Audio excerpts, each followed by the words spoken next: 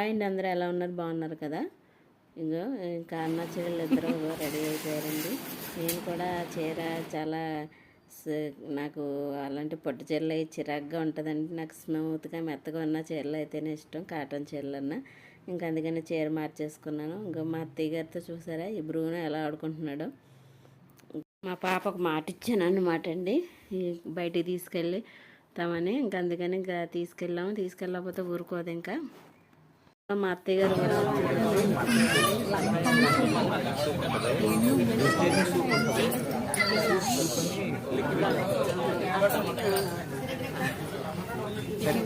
chicken సూపా ఏదో mutton mutton mutton